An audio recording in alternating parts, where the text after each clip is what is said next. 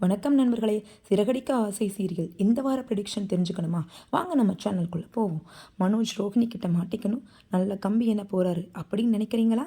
வாங்க என்னென்னு பார்ப்போம். மனோஜ் கல்யாணம் முடிஞ்சதுமே நம்மளுடைய ஷோரூமுக்கு வந்துடுறாருங்க. அப்போ ரோஹிணியும் அங்கே வராங்க. அதே டைமில் கனகாவும் அங்கே வந்துடுறாங்க. கனகா மனோஜை பார்த்ததும் ஹாய் ஹஸ்பண்ட், ஹாய் ஹஸ்பண்ட் அப்படின்னு ஆசையாக கூப்பிடுறாங்க. அதை பார்த்த ரோஹிணி பயங்கர டென்ஷன் ஆயிடுறாங்க. என்ன மனோஜ் இது, உங்களை போய் ஹாய் ஹஸ்பண்ட் சொல்கிறா இவ அப்படின்னு கேட்கும்போது, ஐயோ ரோஹிணி, நான் எதுவும் பண்ணலை, என்ன தப்பாக நினைக்காத அப்படின்னு சொல்லிட்டு, இவருடைய ஹஸ்பண்ட் நான் இல்லை, இதோ இங்கே நிற்கிறாரே உயரமா இவர் தான் அப்படின்னு சொல்லிட்டு அந்த ஜோசியக்காரரை காமிச்சிடுறாருங்க. அந்த ஜோசியக்காரரோ அப்புறமா பார்த்து டென்ஷனாகி, என்ன மனோஜ் நீங்கள் ஏதோ உங்களுக்கு கொஞ்சம் நல்லது பண்ணலாம் அப்படின்னு நினச்சா என்னையே கொண்டு வந்து வம்பில் மாட்டி விடுறீங்களே அப்படின்னு சொல்லும்போது மனோஜ் சொல்கிறாருங்க, ப்ரோ சாரி ப்ரோ, தெரியாமல் பண்ணிட்டேன், எனக்கு வேறு வழியே இல்லை, வேறு ஆப்ஷன்ஸ் எதுவுமே இல்லை. ஏன் உங்கள் ஃப்ரெண்ட் ரொம்ப நாள் இவர் கூட இருக்காரே, இவரை காமிக்கலாமே அப்படின்னு சொல்லும்போது, ஐயோ நீங்கள் வேறங்க, எனக்கு கல்யாணம் ஆயிடுச்சுன்னு ஏற்கனவே அவங்களுக்கு தெரியுங்க, அதனால தாங்க, உங்களை விட்டால் வேறு ஆப்ஷனே எங்கள் பாஸ்க்கு கிடையாது அப்படிங்கிறாருங்க. அதே டைமில் ரோஹிணிக்கு ஒரு சின்ன டவுட் வருது. இவன் ஏதாவது உண்மையாக பண்ணிட்டானா, இல்லை ஏன்னா நான் இவன் கூட ரொம்ப நாளாக இருந்திருக்கேன், இவன் முடிய பார்த்தாலே சரியில்லை அப்படின்னு சொல்லிட்டு ரோஹிணி மெதுவாக கண்டுபிடிக்க ஆரம்பிக்கிறாங்க. அதே டைம் விஜயா மேலேயும் ஒரு டவுட் வருதுங்க. இந்த பொண்ணு தான் பணக்கார பொண்ணாச்சே, ஒருவேளை நம்ம மாமியார் இவங்களுக்கு ஹெல்ப் பண்ணிட்டாங்களோ, ஓகே அக்செப்ட் பண்ணிட்டாங்களோ, மனோஜ் நமக்கே தெரியாமல் ஏதாவது பண்ணிட்டாரோ அப்படின்னு கண்டுபிடிக்க போகிறாங்க. கடைசியாக பார்த்தீங்க அப்படின்னா நம்ம மனோஜ் பார்த்திங்கன்னா இந்த வாரம் ப்ரெடிக்ஷனில் மாட்டிக்கிற மாதிரி வாய்ப்பு இல்லைங்க. என்ன ரீசன்னா, இந்த வாரம் சீரியல் ஃபுல்லாக காமெடி ஃபன் பண்ண போகிறது நம்ம மனோஜை வச்சு தாங்க. அதனால் இந்த வாரத்தில் அவர் கண்டிப்பாக மாட்டிக்கிறதுக்கு வாய்ப்புகள் குறைவு தானுங்க. அதே டைம் மாட்டிக்கிட்டாருன்னா என்ன பண்ணுவாங்க ரோஹிணி? போலீஸ்கிட்ட போவாங்களா? ஏன்னா மனோஜ் கண்டிப்பாக மாட்டிக்க போகிறாரு. என்ன ரீசன் அப்படின்னு கேட்டிங்கன்னா, அவர் டைவர்ஸ் வாங்கலை இல்லைங்களா? டைவர்ஸ் வாங்காமல் கல்யாணம் பண்ணால் அது மிகப்பெரிய ஒரு விபரீதத்தில் தான் கொண்டு போய் விடும் அப்படிங்கிறது ரோஹிணிக்கு நல்லாவே தெரியும். ஒரு 5 lakhs ஆசைப்பட்டு தன்னோட வாழ்க்கையவே தொலைச்சிட்டாரே அப்படின்னு சொல்லிட்டு கண்டிப்பாக அவர் ஒரு நாள் ஃபீல் பண்ண போகிறாருங்க. அதே டைம் நம்ம பார்த்தோம் அப்படின்னா, நம்ம முத்துவும் மீனாவும் திரும்பி அவங்களோட ஒர்க்குக்கு போயிடுறாங்க. அதே மாதிரி நம்ம ஸ்ருதியும் ரவியும் அதே மாதிரி தாங்க. அவங்க என்ன நினைக்கிறாங்க அப்படின்னா, மனோஜ் எப்படி அங்கே வந்தான், அவனுக்கு இப்படி ஒரு ஃப்ரெண்ட் இருக்கான் அப்படின்னு யோசிக்கிறாங்க. விஜயாவும், என்ன மனோஜ் நீ மாப்பிள்ளையோட படத்தை காமிக்கவே இல்லையே, மாப்பிள்ளை எப்படி இருக்காருன்னு சொல்லவே இல்லையே அப்படின்னு சொல்கிறாங்க. அதே டைம் வீட்டில் கான்வர்சேஷன் போயிட்டுருக்கும்போது, மனோஜ்க்கெல்லாம் இப்படி ஒரு ஃப்ரெண்ட் இருக்காரே அப்படின்னு சொல்கிறாங்க.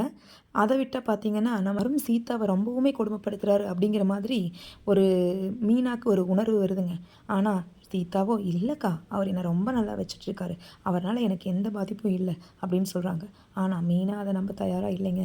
ஏதோ நம்ம சீதாவுக்கு ஒரு ப்ராப்ளம் இருக்குது, அவள் முதல் மாதிரி இல்லை, ஏதோ திங்க் பண்ணிக்கிட்டே இருக்கா, எல்லா விசேஷங்களையும் அவள் ஒழுங்காக கலந்துக்கிறது கிடையாது, அதே மாதிரி அருணும் அவளை ஃப்ரீயாக விடுற மாதிரி எனக்கு தோணலை அப்படிங்கிற மாதிரி யோசிச்சுக்கிட்டே இருக்காங்க.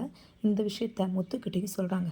முத்து ஒரு நிமிஷம் சொல்கிறாரு, என்ன மீனானி, அவங்க 2 பேருமே காதலித்து கல்யாணம் பண்ணவங்க, அவங்களுக்குள்ளே எப்படி சண்டை வரப்போகுது, நம்ம காதலிக்காமல் கல்யாணம் பண்ண நம்மளே இவ்வளோ ஒற்றுமையாக இருக்கும்போது லவ் பண்ணி கல்யாணம் பண்ணவங்க கண்டிப்பாக நல்லா தான் இருப்பாங்க.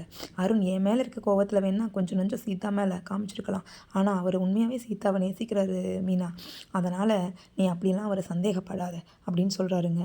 ஆனால் மீனா, இல்லைங்க, என் உள்மனசு ஏதோ சொல்லிக்கிட்டே இருக்குது, நம்ம சீதா முதல் மாதிரி இல்லைங்க, அவன் முதல் மாதிரி நம்ம கூட சரியாக பேசுகிறதில்ல, பழகிறது இல்லைங்க, அருண் ஏதோ செய்கிறாரோ அப்படிங்கிற மாதிரி இருக்குங்க, இது ஏதாவது ஒரு ப்ராப்ளம் இருந்தால் நம்ம தாங்க நம்ம முன்னாடி நின்று பண்ணி வைக்கணும் அப்படின்னு முத்துக்கிட்ட சொல்கிறாங்க.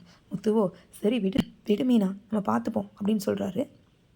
சீதா படித்த பொண்ணு, அவள் இந்த மாதிரி பயந்தவ கிடையாது, அவளுக்கு ஏதாவது ஒரு ப்ராப்ளம் அப்படின்னு வரும்போது அவளே அதை ஃபேஸ் பண்ண தயாராகிக்குவா. உன்னோட தங்கச்சி இல்லையா, அதனால் அவளுக்கு தைரியம் தன்னால் வந்துடும், அதனால் நீ அதை பற்றி கவலைப்படாத மீனா அப்படின்னு முத்து சொல்லி கன்வின்ஸ் பண்ணுறாருங்க. ஆனால் அருண் கிட்டேருந்து சீதா மாட்டிக்கிறாங்களா, இல்லை சீதா ஒரு டெசிஷன் எடுக்க போகிறாங்களா அப்படிங்கிறது இனி வர வாரம் நம்ம சீரியல் பார்த்தா தாங்க தெரியும். அதே டைம் மீனாவோட அம்மா சிந்தாமணினால் ஏதாவது ப்ராப்ளம் வருமோ அப்படின்னு பயப்படுறாங்க. ஏன்னா சிந்தாமணி வட்டிக்கு விட்டு நிறைய காசு சம்பாரித்து வச்சுருக்க ஒரு பொம்பளை, அவங்க ஹஸ்பண்டும் அதே மாதிரி தான். ஆனால் சத்யாவும் ரேகாவும் ஒட்டுக்கா இருப்பாங்களா, இல்லை இந்த சிந்தாமணி ஏதாவது ஒரு சூழ்ச்சியை பண்ணி பிரிச்சுடுவாங்களோன்னு எனக்கு பயமாக இருக்குது மீனா, ஒவ்வொரு நிமிஷமும் நான் பயந்துக்கிட்டே தான் இருக்கிறேன். அந்த பொன்னியம்மன் தான் நம்ம சத்யாவையும் ரேகாவையும் நல்லா லைஃப்பில் ஒன்றா சேர்ந்து வாழ வைக்கணும் மீனா, எனக்கு ஒரு மாதிரி படபடப்பாகவே இருக்குது. ஏன்னா இந்த சிந்தாமணி அமைதியாக போகிற ஆள் கிடையாது. அந்த ரேகாவோட அப்பாவோ நான் உன்னை சும்மா விடமாட்டேன் அப்படின்னு சொல்லிட்டு போயிருக்காரு. என்னதான் இருந்தாலும் அவங்க ஒரு தொழிலதிபர்கள் இல்லையா, பெரிய பணக்காரங்க. அவங்க அவங்களோட பொண்ணை நம்ம வீட்டுக்கு கல்யாணம் பண்ணி கொடுக்கறதுக்கு ஒத்துக்க மாட்டாங்க. எப்படியாவது ரேகாவை சத்யா கிட்டேருந்து பிரிச்சுடுவாங்களோ அப்படின்னு எனக்கு ஒரு மாதிரி பயமாகவே இருக்குது மீனா அப்படின்னு புலம்புறாங்க. வாங்க இனி வரப்போகிற சீரியல் எபிசோட்கள் எல்லாமே நெக்ஸ்ட் வீக் ப்ரோமோவில் பார்க்கலாம்.